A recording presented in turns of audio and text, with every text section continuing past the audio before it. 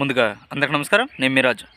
ఆంధ్రప్రదేశ్ నుంచి ఎన్నికైనటువంటి పెమ్మసాని చంద్రశేఖర్ గారు ఆయన ప్రెస్ మీట్ పెట్టడం అయితే జరిగింది. దానిలో విలేకరుల సమావేశంలో ఆయన్ను క్వశ్చన్ అడగడం అయితే జరిగింది ఒక విలేకరు. అది ఏం అడిగారంటే 15,000 కోట్లు తీసుకొచ్చారు, అమరావతి ఎలా క్యాపిటల్ కట్టగలుగుతారు, వీటిపైన స్పందించండి అని చెప్పి అడిగినప్పుడు చంద్రశేఖర్ గారు చాలా ప్రశాంతంగా చక్కగా మాట్లాడడం అయితే జరిగింది. అదేంటంటే క్యాపిటల్కి ఇప్పుడు ఇస్తుంది 15,000 కోట్లే, ఇంతకు ముందున్న ప్రభుత్వంలో తీసుకురాలేదు కదా, కానీ ఇప్పుడు మేము తీసుకొచ్చాం, అమరావతిని అయితే కన్ఫామ్గా కంప్లీట్ చేస్తాం.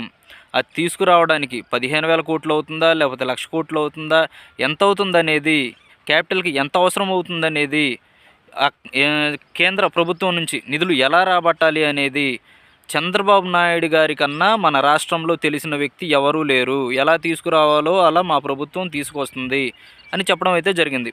అంతేకాకుండా క్యాపిటల్ని 3 ఇయర్స్లో కంప్లీట్ చేసి ఇస్తాము అని చెప్పి ఆర్టీఏ యాక్ట్లో పొందుపరిచారు కదా, అది అలాగే ఉంచుతారా లేకపోతే ఏంటి అని అడిగారు. అలా అడిగిన విలేకరిని ఆయన నవ్వుతూ ఒక్క మాటే అన్నారు, మేము దాన్ని ఎలా కంప్లీట్ చేయాలో అలా కంప్లీట్ చేస్తాం, దానిలో ఇబ్బంది లేదు. కానీ గత ప్రభుత్వంలో మీరు ఖాళీగానే ఉన్నారు కదా, గత ప్రభుత్వ నాయకుల్ని మీరు అడిగారా వీటి గురించి అని అడిగితే విలేకరులు చెప్పిన సమాధానం వింటే మైండ్ పోతుంది. గత 5 సంవత్సరాల్లో మమ్మల్ని ఎవరు కూడా కలవనివ్వలేదు, కలిసే అవకాశాన్ని ఇవ్వలేదు, మీటింగ్లు కానీ న్యూస్లు కానీ ఏవి పెట్టలేదు. వాళ్ళు అనుకున్నది ఏదో స్క్రిప్ట్ రాసుకొచ్చేసారు, చదివేసేస్తున్నారు, వెళ్ళిపోతున్నారు. అది మనకు 5 సంవత్సరాల నుంచి ప్రతి ఒక్కరికి తెలుసు.